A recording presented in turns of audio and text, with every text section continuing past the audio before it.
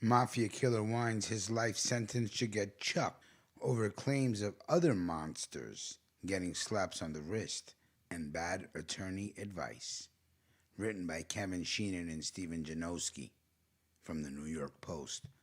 A mobster convicted of murdering a potential homicide witness 4 decades ago was back on the stand because his attorney misled him, and others who committed more vile crimes got a slap on the wrist. Stephen Locorto, known in Big Apple CD Underworld as Stevie Blue, told a federal judge in Brooklyn that he would have taken a plea deal during his 2006 trial if his attorney hadn't misled him about the amount of jail time he faced. These guys all had 2 and 3 murders and they were getting 10-year pleas, the 62-year-old grinning killer told the judge, referencing other mobbed-up murderers who he claimed had more bodies on them than he did.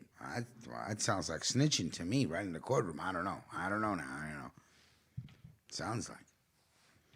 But his old trial attorney, Harry Batchelder, never told him that he was facing life in prison, Locorto said in his erratic, endearing testimony.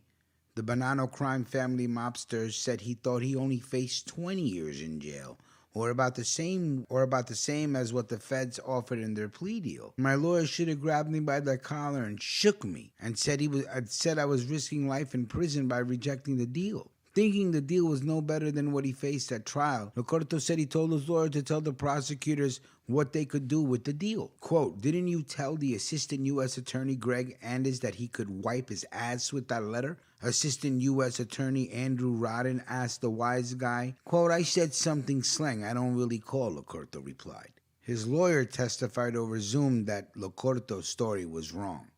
The attorney bought what he called the plea proposal to his client, who then told him that he could wipe his ass with it. Quote, Stephen was adamant that he was not going to take 20 years.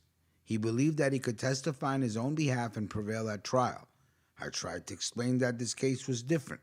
Locorto also admitted later that he had been given access to court documents that he faced life in prison if convicted. Locorto was convicted in the racketeering-connected murder in July 2006, where a jury found that the then 45-year-old soldier with the Bonanno crime family had put a bullet in Joseph Platia, a potential witness in the homicide, about 2 decades earlier, according to the New York Times. Federal authorities said at the time that the mob put out a